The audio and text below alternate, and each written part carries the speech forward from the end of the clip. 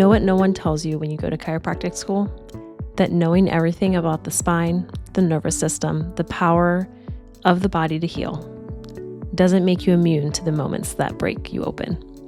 Today, I'm talking with Dr. Mary, a chiropractor, a mom, and a woman who walked one of the most quietly painful roads there is. Years of wanting a child her body wouldn't give her. She knows the paradigm, thoughts, traumas, toxins.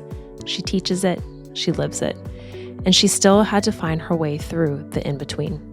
This conversation is about what fills the gaps that knowledge cannot fill, and the tools, things like hypnotherapy, craniosacral, and yes, a bedtime book that helped her get there. And if you've ever felt like you were supposed to know better than to struggle this hard, this one is for you.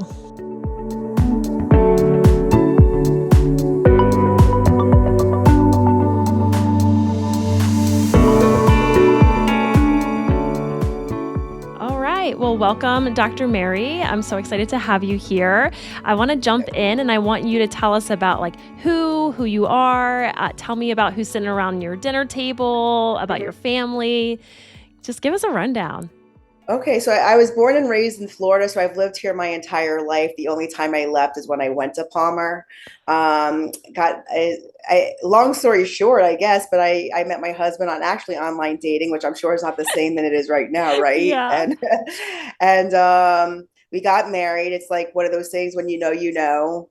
And so we got married, and then we started trying, or not that we weren't we weren't trying or not trying. We were just a newlyweds kind of a thing, and so after a year and actually a couple years, it just wasn't happening for me. Okay. My ovulation, never had one. Like when I say that, I mean I never really got a menstrual cycle. Wow. So then when it came to tracking, it was harder for me because I had no pattern. And so anyone who's trying to conceive right now knows about the pattern of basal body temperature and how ovulation works. And so when I would make those charts, it would just be really, really aggravating and really, really frustrating because I wasn't knowing what I was looking at. Nothing was happening. Sure. And so after that, I did try, my doctor put me on a couple rounds of Clomid, and that actually created somewhat of a cycle. And then I actually did one of the ovulatory sticks, and it gave me a little happy face. And I did the deed, and nothing really happened. And we did that for a couple months, and it was just it was time to go to IVF. Yeah. And so I know I said a long story short, but the short story just got a little bit longer. They always do. Yeah. And so and that first visit too, is just like when you're a woman, right, and you have a uterus, you have two ovaries. It's like we look at it as it's our biological right. Like we are able to do this because we have all the equipment. Yeah. And so when I was going through that, it was just a whole why me? Yeah. And everyone in my family has it so easily. And it was honestly mentally, physically, spiritually, emotionally rough. Sure. From beginning to end. And actually, just so everybody knows, I did 3 retrievals. I had 5 transfers, and then I did 2 transfers into a surrogate. Wow. She miscarried, and then didn't respond to the second transfer. And then we started to think about adopting. Mm-hmm. And it was still an area I didn't want to really go into too much, just because I know a lot of people who have adopted, and I didn't think I could kind of do, it would really, really kill me if I supported a woman for 8 months and I got everything ready, like the nursery, and then they changed their mind. Yeah. And I know that happened a couple of times to people. I'm like, I've been through enough. I've lost transfers. I carried the first one, but miscarried it. Yeah. And that was really, really traumatic for me and my husband. Sure. And so it was somewhere I really didn't want to go, but my mom, God bless her, she was like, you need to have a kid. You need to have a kid. I'm like, I don't need to have a kid. God said I didn't need to have a kid. Yeah. And so I was just really kind of opposed, but she kept going forward with it. And I just kept on going with it. Yeah. And then, so for the whole 9 months, or the 8 months or 9 months that my, the birth mother was pregnant, I was kind of which I kind of regret a little bit not being more involved. Sure. But I was still kind of grieving, the loss of my 7 embryos. And so Yeah. I kind of did want that time to wait. But my mom was like, you're getting older. And she's like, you need to have a kid. Like, you're going to have a better life, a more joyful life. They're Oh. a blessing. And I'm like, okay, I'm going to go along with it. Anyway, the day she was giving birth, I actually drove 3 hours to Orlando. And I was at the actual birth. Yeah. And it was like the Oh. craziest thing because like I treat parents too, and I treat Yeah. like people in the pregnancy process, right? And like being there just opened my eyes. Like I was not giving them like any pregnant woman the right information.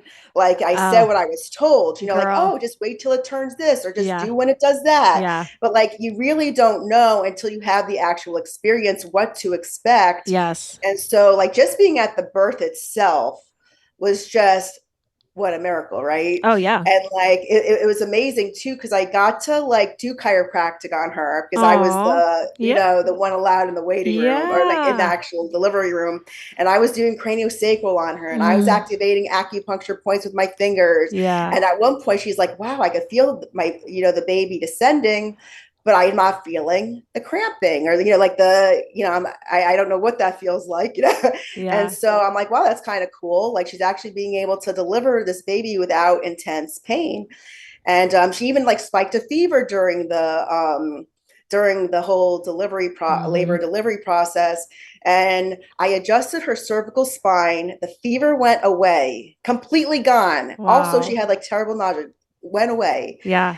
And then the baby was born on it was interesting because she crowned on 12/14, and then for some reason someone else was delivering like almost coming out quicker, Yeah. so they actually kind of pushed her back in. Yep. And then like my baby was born 30 minutes later, but during that time actually it wasn't just a regular delivery either, because what happened was like the baby did have a little bit of a cord around the neck, Mm-hmm. but the baby's face I didn't see turn blue. Yeah. But they did it. They did it quickly and right from mom's vagina, right onto my body, like right from there to here. Love at first sight. Oh. Been in love with my child for 15 months.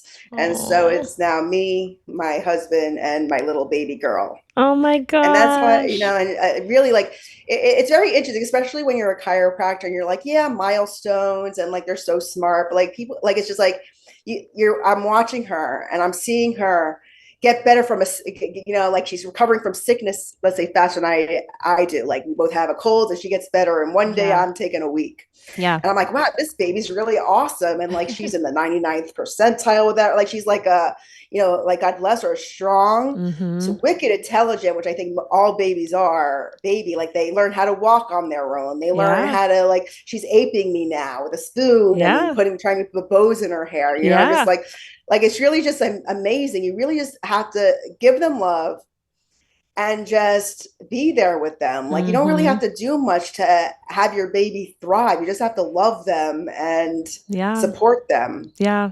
So it really was kind of like it taught me things, not just as a mom, but also as a practitioner, being able to guide people a little bit Yeah. with my experiences. For sure. Um, And I think yeah. that all of the practitioners, I would like to think, that work inside of that like maternal space, Mm-hmm. um, have probably eaten their words at some point once they've had children or been through it. Because I've definitely Yeah. been the same way. Like early on, I would, say things, and then it wasn't until I actually went through like pregnancy and labor and delivery that I fully understood like all of the capacity that those words held, and Mm-hmm. more understanding of like the whole process and what it's like to go through that. So yeah, Yeah. it's definitely And like so interesting. like Teaches you a lot. one of the main things I saw is like when because I did do delayed cord clamping, Yeah. but like it was like 2 minutes, and that's why I say Hmm. like until you see it and experience it, Yeah. you really don't understand that the whole cord goes completely opaque. Like it's white. It's got Yeah. no red blood, no blue deoxygenated blood. Hmm. It's just white. And I was like, darn it, my first mistake as a just kidding, as a mom, like darn, she could have had some extra nutrients, what I mean? But I'm okay. I did good, I Yeah, think. yeah. We all do the best that we can and learn through Yeah, these processes as yeah. we go through them, which is like so important. When you I know that obviously she's here and she's good and she's 15 months old. She's 15 Oh my months. gosh, it's so Yeah. amazing. That's so great. I love that. Yeah. I love that. And would you mind sharing a little bit more about, because I know like the fertility journey is like a little bit different of a topic than what we've typically had on the podcast. Yeah. However, I mean, it's important to note, I mean, some of these women that listen to the podcast may have went through this journey as well and either conceived or maybe went through something similar to you. Did you feel supported inside of that space with your providers? Did you feel like No. everything was for you, or was it like, give me some more information about that? Yeah, I mean, unfortunately, I like this is like my biggest like if I have to tell a person who's struggling with infertility anything, it's go to a person who cares about you and doesn't treat you like you're a number. I felt like I was cattle. I'm looking at all the other women. To me, I just felt weirdly used, you know, and it was honestly like not really a lot of support. Yeah. And the whole time is like financially straining, it's physically straining, Yeah. it's emotionally straining, it's spiritually straining. Like, I mean, like on all levels, just it kills me, killed me. But so where did I get that support? I got it from fellow chiropractors who were working with me. My craniosacral therapist was huge. Because it's not just getting the body in alignment. It was more of like getting my mind in alignment now, because we come to this earth, we're like, what is our purpose? What is our mission? And now I was questioning what my purpose was. Sure. I was questioning why am I here? I can't even do the most basic thing that women are supposed to be able to do. And so like I had all those existential questions, and that's right. I really kind of dived into the spiritual aspect of it. And so it really helped me kind of, so what craniosacral is, for people who don't know, it's a very soft tissue modality, but we have you tune into the parts of your body. So I would tune into my ovaries, I tune into my uterus, and we would spend some time together. Yeah. And so it'd be like, hey, uterus, how you doing? And you're just like, well, I feel a little abused right now. I'm going through all this stuff. And you wind up having this conversation, like talking to yourself, but you're also, when you're talking to yourself, you're getting to the root of the story. You're getting to the source of, also you're happy, not just solving an issue, but getting to the source of your happiness and why I am here. And when I was meditating one day, I heard like, it's just like, why?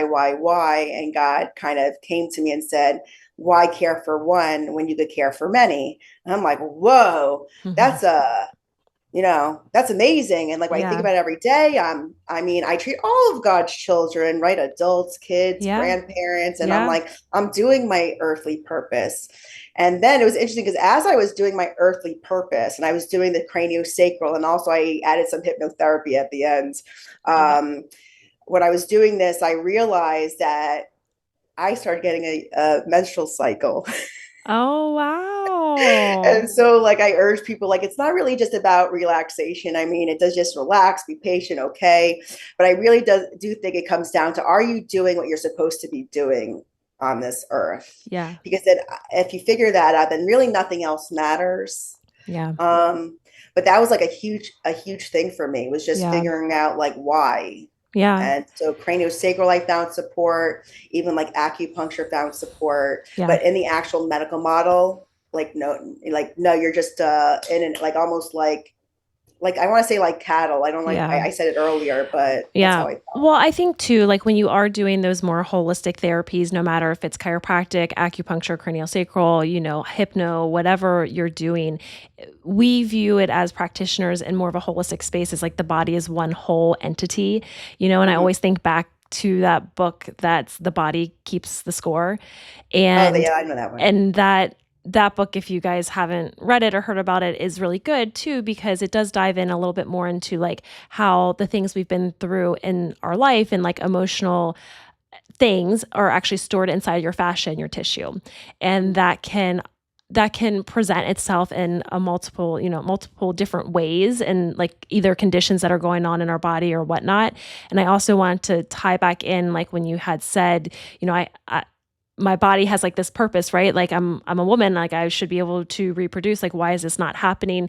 And that will probably land really well with our listeners, because a lot of the women are in positions where we have these kiddos with these congenital birth defects, and some knew and some didn't. But no matter if you knew prior to the delivery or not, it's still this really like beat up moment for yourself. And like, what did I do wrong to cause this for my child? And I would think it's fair to say that I would probably say that everyone we talk to as far as like a female has felt that way. Like, I don't think there's one that was like, oh no, this is like, I'm completely disconnected from it. Like, I did all the right things and this is just something that happened. Because we're just like innately in tune that like we create and we grow and we provide, and this should happen and it should be flawless. And when it's not, it's pretty hard and devastating, and we just beat ourselves up, and that's not fair. True. Yeah. So definitely. And when we beat ourselves up mentally, we wind up beating ourselves up physically. Yeah. 110% for sure. I totally agree with that there. But yes, of course, like tuning in and doing these different things, like no matter if you're praying or meditating, can really help silence us to see what is our mission. And, I like to just try to gently remind parents, like on this podcast, like the reason we call it is Born for This is because no matter what your path is, like you were blessed with this child in this scenario for a reason, and you're the best fit for them going through this process. And even with even with you, Dr. Mary, like the tools that you have and the things you're going to talk about later on our show are reasons that you're here to help provide and bring better balance and support to these families as well. So I'm glad that you spent some time. Wrapped it and put a bow. Yeah, I love that you spent some time figuring out what that is for sure. Yeah. Oh yes. Okay. So let's dive in. So I know we obviously skirted around the fact that you're a chiropractor and you do these different things. And do you want to give our listeners a little bit more information about what that actually looks like? I mean, even though I'm a chiropractor, I haven't really talked about chiropractic very much on our podcast. So, so I see families. I love family work. When my parents are medical doctors, but they see patients like that. It's nice to be with someone for an extended period of time, to see how they grow, to see how they thrive, to see how they change. I'm not really a one.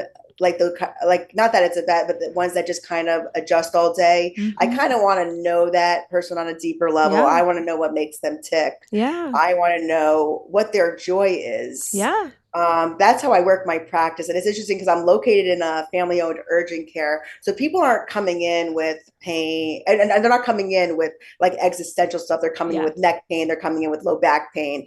But then what happens is I'm asking so many questions on that first visit with my hands-on. And so when you have hands-on, we learned it in school, the somato-emotional. So the emotions affecting the body, right? So I'd be asking them questions, and all of a sudden while I'm working on them, it's like I feel an awkward silence or a pause.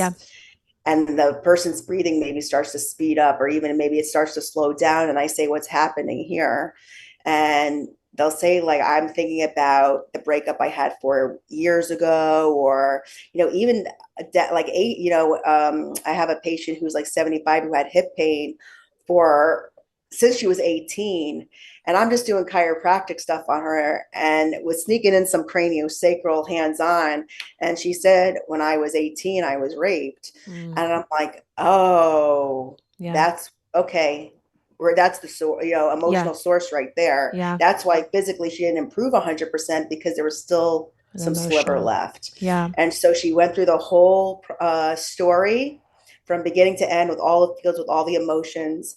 And after that visit, she had no more pain. And it's just it's really amazing how much the emotional and the psychological component has on people's physical wellness. But I've seen millions of things happen with chiropractic. I was once working on a car accident case, and I'm doing adjustments on the husband of this couple. And a month or two later, the wife comes in and says, every time you work on my husband, he's nicer to me. I don't know how mean, you know what I'm saying? He seemed like a nice guy, but I mean, like, you know, maybe he was less snarky, or whatever he was, their relationship was better. So, and if you think about it, it makes sense, because people who are in pain, they're not, and maybe they don't even know like they're in pain, and they're taking it out on the person next to them. And then like they get the stuff out, and then all of a sudden they come home, they're a new human being. Like, it's just, that's the stuff I love. Do I love getting people out of pain? Yes. Sure. Yeah. But I really love the improving of relationships. I had a dad and a son once. The son had a lot of allergies. I think he was like about 2 years old, or like maybe 18 months. And I'm treating both the dad and the baby on the table with craniosacral.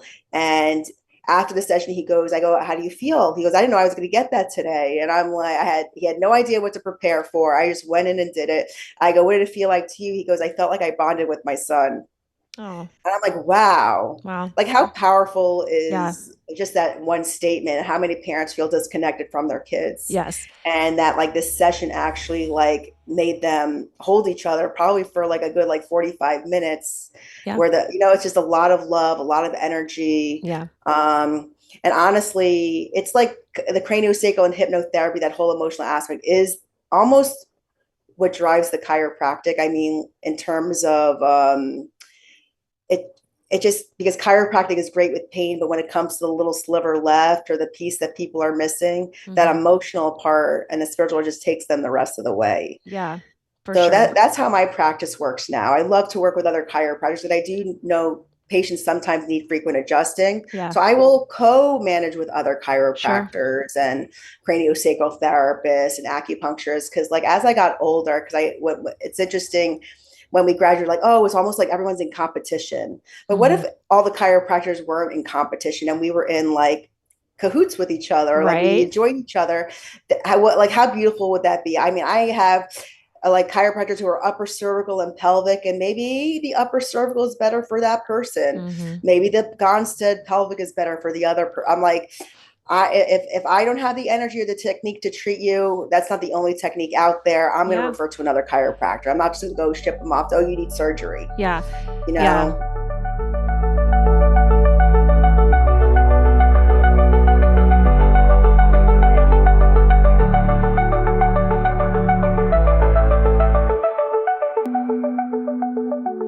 And I love that. I want to tie a few of those things like back together for our listeners, because, you know, chiropractic may be like a new concept for a lot of them, especially when they're like stressed out and they're just in go mode, right? They're just constantly scanning and checking and making sure their kiddo's like okay. And they're putting themselves on the back burner. You know, like I think, of course, like the big part that chiropractic that most people know they can help with is like pain and discomfort. So obviously when we are like caregiving, we're overusing our bodies, or if your kiddo is born with a certain condition, let's say like a short limb or something like that, they're going to get overuse syndrome, and they're such great candidates for chiropractic care because of that. Just one aspect of it, because chiropractors can help reset those misalignments happening from that repetitive use, which is like what is so great and amazing. And they can just be more comfortable and thrive better, no matter if you're the caregiver or the kiddo, but also like that emotional aspect of it. Like one of our top like patients that refers into our office, actually, she comes in and she's like, I need to get adjusted for like my nervous system regulation. I'm a nicer person when I leave here. And she's got a lot of stress at home. You know, she's going like through some things like divorce and kiddos and all that stuff. But that part to me means like I've made such an impression on her because it helps regulate her nervous system. And you know, right? Just like you said, when they're on your table, if you're doing this type of work, like you can touch them and you can tell that they're holding something or if they're not holding something. And when I ask like, hey, how are you? And they say, I'm good. You can see right through it and know that they're lying. So I wanted to bring this up because that's a lot of caregivers are like that. They're like, I'm good. Like I'm keeping it together. I'm good. But it's also about having those providers or friends support that is a safe space for you to not be okay. Like when I ask that, like, I don't need you to be okay. I don't want you to be okay. I want to hold the space for you that you need. I want to give you the best adjustment you've ever gotten so you can be better regulated, more centered. You need to release whatever you're holding on your heart or in your pelvis or in your body because your body keeps the score. So you can touch someone somewhere and say, hey, what are you feeling here? And they're thinking about something that happened to them 20 years ago or 10 years ago that we haven't dealt with and managed. And it's going to live there until we do. Exactly. So that's beautiful. I love the work that you're doing. I love the work. I'm like ready to refer to you, everyone to you in St. Pete. Yeah. Yeah. Yeah. I love like that, like in like the end, like my end vision would be to make sure every chiropractor has a craniosacral therapist or a hypnotherapist in their office so that they're getting to those thoughts or getting to those emotions.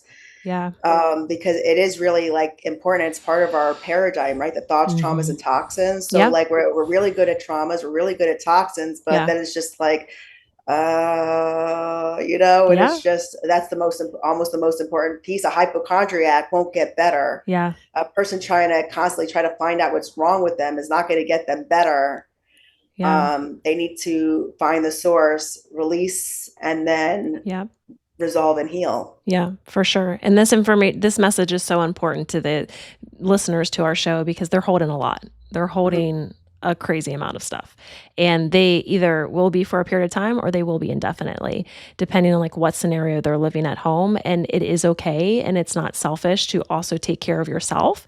Right. So you can show up and be better and you can avoid caregiver burnout and just, just recenter. And because it's a lot of work. So yeah. There's this part in Encanto I was on recently where Maribel holds Luisa and says, "You're carrying way too much." And that's like, I feel like that character where I just want to hug all my patients, be like, you're holding on to way too much. Just, Yeah.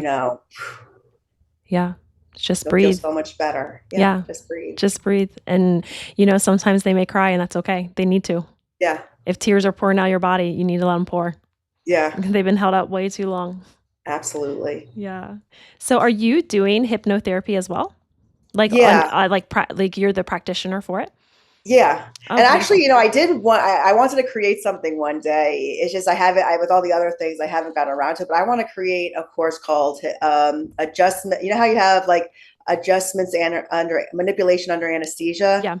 Manipulation or adjustments under hypnosis. Ooh. There's this one guy hard to adjust, and I did like, okay, we're gonna do this, and I put him into a state of hypnosis. I'm like, all right, now we're gonna bend your head and do this, and like every single joint we picked went like the most beautiful thing in the world. And it makes sense because when you're in a state of relaxation or parasympathetic, your muscles relax, your spine naturally decompresses, and it kind of puts their mind in their bodies, and it really it would be, I think, something very, very beneficial for chiropractors if I could create like a protocol. But yeah, so I do hypnotherapy in that regard. So like it's cool to be able to kind of like align the physical and then okay, now let's get to the mental, emotional stuff. Yeah. And so I go, what are you working on? And they'll say, I'm working on like weight loss, cigarette smoking, and like also like kids with their ADHDs, like hypnotherapy is really, really good. Regulates that nervous system, brings their body into a parasympathetic state. And when your body's in a parasympathetic state, your body is sending blood and innervation, nerve supply into like the top parts of your brain, right? Because the top parts of your brain are not survival mode. They're like, ooh, we can relax mode. And so it helps with focus. It helps with concentration. It helps with memory. Like I said, just treating that extra piece. And usually I tell people, if you're finding me, it's for a reason. You're not just finding me for pain and chiropractic. You're looking for, like, God leads everyone to me. I'm like in a hole in the wall urgent care, And so like, I know that, like, going into meeting everybody, knowing that it's like there's a purpose we're together right now. And it's not just adjust you, which is great. Yeah. We need to reach things on a deeper level. But my biggest mission now is teaching parents how to do hypnosis with their children. Oh, that's beautiful. And so that's like probably my best, most powerful book is I'll show it, a hypnotherapy bedtime story.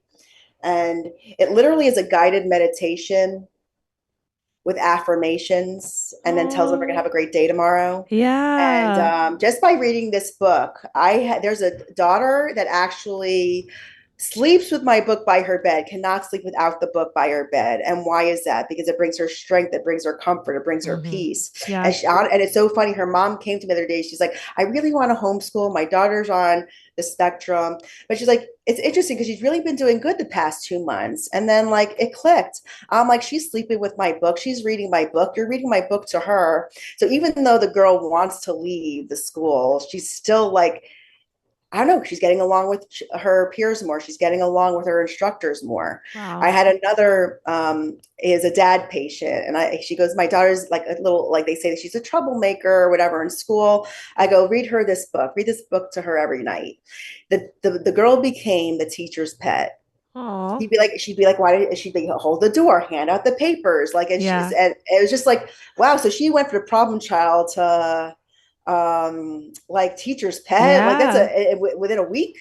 And it was the I guess the most heartwarming part is that whenever she has a bad day, she tells her dad to read her this book. Yeah. Because it's filled with, you are smart, you are beautiful, you are capable, you can do this, you are good enough, you can accomplish any goal. Oh, I love and it. so they're eating these words up. And it's interesting, kids who don't hear those affirmations, you read this book to them, look at their faces. Yeah. They are confused. They're like, really? I'm a good person? And you're just like, the fact that you don't even think that you are, I'm already concerned, like who in your life is telling you you're a bad person. Yeah. And so like, it's really been just amazing watching these kids change and heal just by reading them a story. Yeah. And then with enuresis, I know that a lot of one more story, because it really is kind of amazing. Because so inside this book, I teach parents how to write affirmations for bedwetting and for decreasing recurring illness. So they could actually create their own affirmations for the kids. And it gives them the power. Like, you have the power. I went to this event once, and the dad said to me, oh, you think you're going to make my kids listen to me? I go, no, your kid's going to listen to you, because they're like, who am I? You're their parent. Like, your voice is what they want, And he's like, Goodwood. And so I've seen this book stop. Like, there was this kid who was wetting the bed. He was like 5 years old, and they had the alarm and the enuresis alarm, the bedwetting alarm. Ooh, sounds like a fire alarm. I'm like, wow. Like, what's this kid feeling right now in the middle of the night in a peaceful sleep, getting woken up by like sirens? Yeah. I'm like, this is scary. And actually, like, peeing is a way to stimulate the parasympathetic nervous system, actually. So peeing relaxes them, gets them back into the calm state. After 3 nights of reading my book, no more wetting the bed, unless maybe he had like a night, like little things like that. But it was more consistent. Yeah. So I'm just saying, like, parents, your kids could do it. Tell them they could do it. Yeah. And give them whatever support you think they need. And I think you'll be pleasantly surprised. The bad part is that, I shouldn't have spent all that money on that other stuff. All I needed to do was tell my kid he's great, Well, sometimes it is that simple, and especially when you're dealing with like medically complex kiddos, like, we are looking for like positive things to say, and just like reiterating to them that even though they're different, like, it's okay. Like, they're still beautiful. They're still smart. They're still, all the things. And what a cool thing to have that can sit on their bedside and be read to them, let alone when they can start to read, they can just reiterate, because we know, like, especially with social media and everything, like, the world can be cruel and harsh, and we have to remind ourselves that that's not what we should be paying attention to. Can you tell me how you like got this idea to write this book? I always like, I say God gave me. I don't even understand how I come up with some of the words, if I could tell you honestly. Yeah, but like, it was during downloading. the craniosacral class. And in the craniosacral class, they kept on mentioning like educating your child, like telling your child what you were doing. And it's actually in reference to tongue ties. Okay. And because a lot of parents don't think, I'm taking my kid to the medical doctor. Who knows what that kid is thinking? Maybe they think they're going to a park. Maybe they're going to think they're playing with their friends. And mommy takes them to the doctor, where they're getting all this some, could be more invasive than others, right? Some visits. And so like, I kind of try to explain to them, like, let's say you thought you were coming with me and we were going to go get some coffee, but instead of getting some coffee, I take you to get a vasectomy. Maybe it's a vasectomy. Yeah. Like, how's that going to make you, like, you know what I'm saying? Like, you'd feel like, wait, what? Where am I going? Mm-hmm. And so, like, a lot of parents don't think their kids understand, but on a subconscious feelings, emotional level, they absolutely do. And when you tell your kid, again, because they're like sponges, right? Actually, between the years of 0 and 7, there's no filter. So everything you say goes right in. So you want to let them know, because it's going to sink into them. And so just explain it to them, because then you build trust. Mm-hmm. It helps with bonding. And also when you're saying, oh, and then after, you're going to feel much better. You're going to be able to feed better. You're going to be able to do this better. The babies respond better because they know what to expect.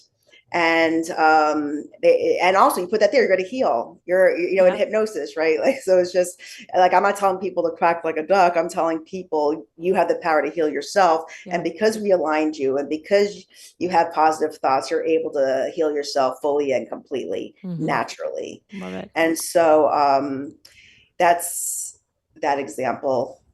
Love it. Like, easy example there with so from there, I'm like, yeah, people don't know what craniosacral is. People don't know what chiropractic is.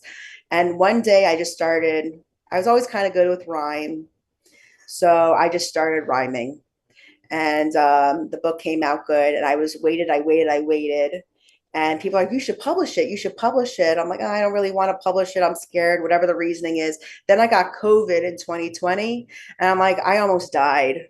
I mean, what am I waiting for? And so then they just started coming out back to back, a craniosacral story, a chiropractic story, a hypnotherapy bedtime story, and now an acupuncture adventures. I love it. And just teaching parents about these, like how things work. And then also like hidden messages, like your body can heal itself. And, you have this tissue memory, and it's okay to be a certain way and stuff like that. It's just like little, like, pearls of wisdom. Like, I have one in my acupuncture book about grieving. And if you want, I could read it real quick, because to me, it's the most, I know a lot of people who have like people passing away, and often like suddenly, and they think they have to get back to the groove. But it's like, no, take that time to heal, because if you don't, it's going to store itself in your body. Yeah. And so I've seen that with myself. I had to grieve my grandfather, my grandmother, and one of my cousins who had drowned in a pool. Ooh. And I was at sleepaway camp, and I never thought I was the best cousin to him. So I had felt guilty for the longest time. And so when I had a session and I released that, it was just like my whole body changed. Yeah. And that's when I realized the importance of grieving, and not just going back to work, or not just even being, how the parent, if their father passes away, they're trying to be strong for everybody else, but okay, come here and be weak. Yeah. Be vulnerable, get through it. So this is the really quick. An emotion is energy set into motion, for which there is no magic medicine or potion. When an emotion comes up, it simply wants to communicate and leave. So when a beloved one passes, be sure to find time to grieve. And so just that message there, be like, let me give me some time to just remember this person. Yeah. And celebrate this person and cry for this person. Yeah. It just does amazing things for the body, for the person, for the human being. Yeah. Oh, I love that. Your books are amazing. Oh. Thank you. We're so lucky to have you. I'm happy to be, like, I honestly, like, I'm just, I got to get the word out. And so I've been more taking the next step, like, and I'm fearful as heck, right? And now I'm at the point where, like, okay, I'm fearful as heck, but I'm trying to create something here. I'm trying to give parents tools here. Yeah. How are they going to get these tools? I can't just hide. Yeah. And so I'm now going to see if I could get on some media news outlets, so I can teach parents about acupuncture, teach parents about chiropractic, teach them about the integration of all these modalities and how it could help with, like, not just health, but also just life. Yeah. Yeah. Yeah. Taking and enhancing life at every chance that you get. Yeah. Oh, that's so great. Yeah. Well, we're definitely happy to support you, and I'm so glad that you get to share that today. Thank you. I hope everyone checks you out. It means a lot. Yes. When a parent reaches out and said, this changed my life. Yeah. It's just like there's no better compliment, no better satisfaction. Yeah, for sure. Oh, well, thank you. Is there any lasting words you would like to leave with our listeners, like any words of advice or encouragement as they're going through this journey? And then definitely like give us a shout out to your social media, so how we can find you. Awesome. So my website is maryknockinson.com. I have an Instagram at holistic Dr. Mary. Those are just two ways that you could get in contact with me. My final thing is, like, what I would love to get parents back to is trusting their gut and taking pride in whatever they decided, even if it was maybe later on, I wish I didn't do that, to be able to find it in their hearts to forgive themselves, because they made the best decision that they could based on whatever research they were able to find or able to get. 100%. And so you did not make that decision because you did not maybe even do your research. You made that decision because you act in the best interest of your child. Yes. And as long as you are acting in the best interest of your child, you are a good mother. Yes. You are a good father. Yes. Point blank, period. Let's get back to that gut instinct. Let me teach you how to get your kids back. And I'm here for you. I like to give a lot of stuff away for free. You know what I mean? And I say that like nicely or like loosely or whatever, how I'm saying, because I really do want to create that shift. So the more people I could give this work to, the better. Empowering the parents is just my main mission now. Love it. Oh, it's so good. Thank you. Yeah, thank you for having me. I love what you're doing. Keep doing it. And if there's any way I could bring you into the world, or bring the world to you, yeah, love it. You'll let me know. I love a good collab. You seem like one of the really, really great ones. Like, there's good chiropractors and there's great. Yeah. And you seem like you're one of the greats. Yeah, you too. Yeah. You too. Thank you.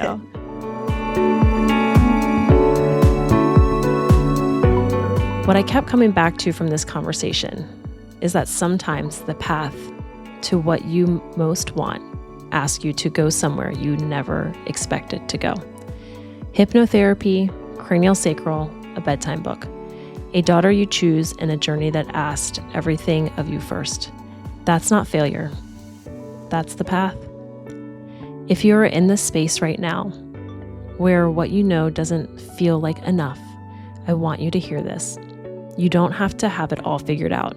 You just have to stay curious, stay open, and trust that next thing is already finding its way to you. You can find Dr. Mary at Holistic Dr. Mary, and this hits home. Send it to the person who needs it. Because the more we talk about this, the less alone we all are.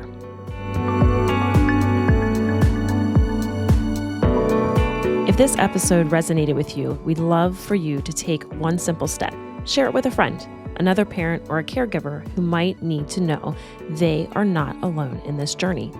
Make sure you are subscribed so you will never miss an episode. We release new stories every Monday. And if you're looking for more connection, resources, or ways to share your own story, come join us on Instagram at Born for This Stories, or visit our website at bornthisstories.com. Remember, whatever part of the journey you're in, the waiting room, the recovery, or the in-between, you do not have to carry it alone. We see you, we stand with you, and never forget, you were born for this.